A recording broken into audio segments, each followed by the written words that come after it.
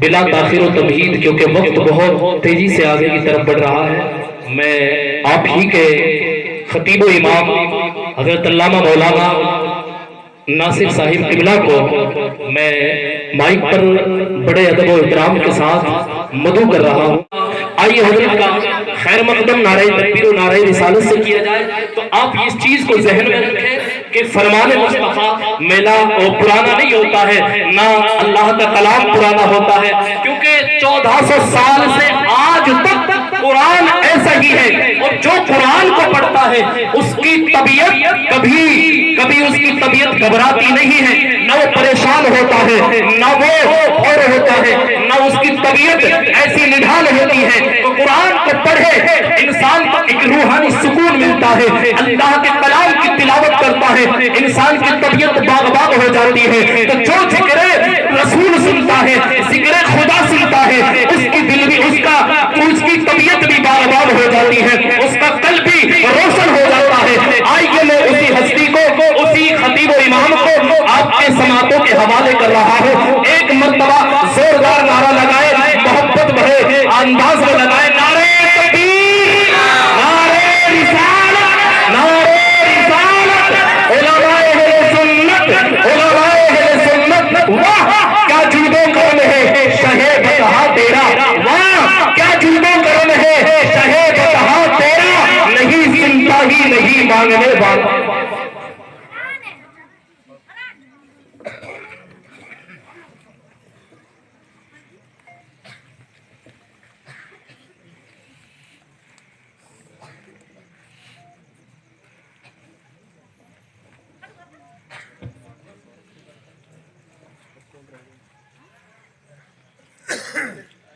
Stage پر جلوہ بار علماء باوقار،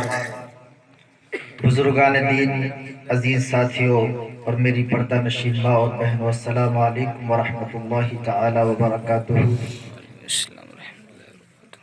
آئیے حضرات، سب سے پہلے نبی اکرم نور مجسم سرور کائنات سرور دو عالم صلی اللہ تعالی علیہ وسلم کی بارگاہ مقدسہ میں جھوم جھوم کر درود شریف کا نذرانہ پیش کریں اور پڑھیں بآواز بلند، اللہم صلی علی سیدنا و شفیعنا و کریمنا، صلاۃ و سلام علیک یا رسول اللہ، صلاۃ و سلام علیک یا حبیب اللہ صلی اللہ تعالی علیہ وسلم۔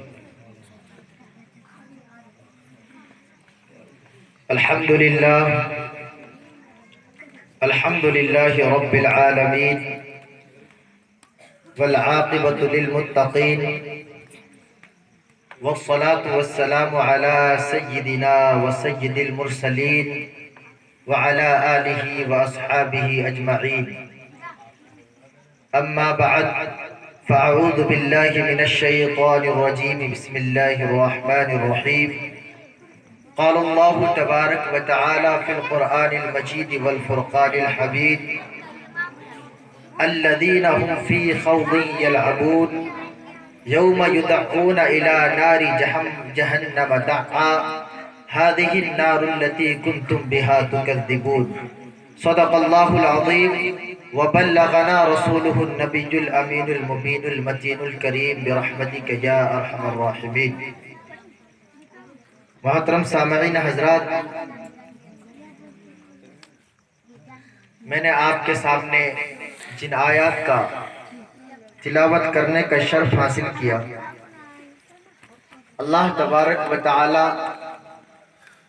کے اس کلام پر اور ان آیات پر کچھ لب کشائی کرنے سے پہلے جس نبی معظم کا ہم ذکر کرنے یہاں بیٹھے ہیں، ان کی تعریف میں ہم بھی ایک دو شعر آپ کے سامنے پیش کر رہے ہیں، سماعت فرمائے۔ ہماری آواز حافظ جنید اور مولانا ابراہیم کی طرح تو نہیں، لیکن انہی کے نقش قدم پر ہم بھی اس ثواب سے محروم نہ رہیں جو نبی کا چاہنے والا نہیں چاہتا ہے کہ میں اس ثواب سے محروم رہ جاؤں۔ کہتے ہیں جن پر احمد مختار کا کرم ہو جائے تو قسم باخدا اس کا بیڑا پار ہو جاتا ہے۔ تو انہی اشعاروں کو میں آپ کے سامنے پیش کر رہا ہوں، محبت کے ساتھ سماعت فرمائیں۔ شاعر اسلام کہتے ہیں، کرم جس پر تمہارا احمد مختار ہوتا ہے، کرم جس پر تمہارا احمد مختار ہوتا ہے، کہ کرم جس پر تمہارا احمد مختار ہوتا ہے، قسم اللہ کی وہ جنت کا حقدار ہوتا ہے، قسم اللہ کی وہ خلد کا حقدار ہوتا ہے۔ اور غلامان شہ ابرار مرنے سے نہیں ڈرتے، کہتے ہیں جو نبی کے غلام ہوتے ہیں آپ جیسے، وہ مرنے سے کبھی نہیں ڈرتے۔ کیوں نہیں ڈرتے؟ کہتے ہیں غلامان شہ ابرار مرنے سے نہیں ڈرتے، غلامان شہ ابرار مرنے سے نہیں ڈرتے، کیونکہ سنا ہے قبر میں سرکار، سنا ہے قبر میں سرکار کا دیدار ہوتا ہے، سنا ہے قبر میں سرکار کا دیدار ہوتا ہے۔ تو اسی لیے عاشق رسول مرنے سے ڈرتے نہیں ہیں، کیونکہ وہاں نبی مختار کا دیدار میسر ہوگا ہمیں۔ اور یہ آخری شعر خاص طور پہ دوست رس والوں کے لیے، کیونکہ یہ سب کو معلوم ہے دوست رس والے کسی سے نہیں ڈرتے، دوست رس والوں سے سب لوگ ڈرتے ہیں، آپ کو معلوم ہو گئے۔ تو وہی شعر کہتے ہیں کہ یہ دوست رس کے مسلمان ہیں، کسی سے بھی نہیں ڈرتے، یہ دوست رس کے مسلمان ہیں، کسی سے بھی نہیں ڈرتے۔ یہ خصوصی شعر ہے آپ لوگوں کے لیے کہ یہ دوست رس کے مسلمان ہیں، کسی سے بھی نہیں ڈرتے، تبھی تو عید میلاد، تبھی تو عید میلاد النبی بار بار ہوتا ہے، تبھی تو عید میلاد النبی بار بار ہوتا ہے۔ ہمارے یہاں ہوتا ہے نا، شاید یہ حقیقت بات ہے، ہمارے اس گاؤں دوسرت سے زیادہ کہیں اتنے اللہ کے نبی صلی اللہ علیہ وسلم کے نام سے محفل میلاد سجائی جاتی ہے۔ بس ایک یہ واحد گاؤں ہے جس میں کثرت سے نبی صلی اللہ علیہ وسلم کا میلاد منایا جاتا ہے۔ تو پیارے مسلمانوں، خوش نصیب ہیں آپ لوگ، پیارے مسلمانوں، کیونکہ علماء کرام کی فہرست بہت لمبی ہے، ابھی شاید ہمارے بعد بھی کچھ علماء کرام اور سب کو سننا ہوتا ہے۔ اگر ہم یہ چاہیں کہ ایک ایک گھنٹے سن لیں، سب کا ایک ایک دو دو تین تین پوائنٹ سنو اور ان کو اپنے دل میں بساؤ اور اس کے بعد عمل کرنے کی کوشش کریں انشاءاللہ۔ تو میں عرض کر رہا تھا، میں نے تلاوت کی آپ کے سامنے کچھ آیات کی۔ پہلے میں مبارکباد دینا چاہتا ہوں، ان پر کچھ لفظ گشائی کرنے سے پہلے جناب ہمارے عبدل بھائی اور ان کے شہزادے، کیا نام ہے؟ حاکم، جناب حاکم کے لیے کہ انہوں نے اپنے بیٹے کے لیے جو عقیقہ میں آج صبح سے ہی ہمارے پاس فون آ رہے تھے، حضرت اعلان کر دیجئے. ہم نے سوچا یار پورے گاؤں کو کھلا دیں گے کیا آج. کتنی خوشی ہے کہ ایسا بیٹا ہوا ہے ہو جس کی خوشی میں صبح سے لے کر شام تک لنگر چل رہا ہے. پیارے مسلمانوں،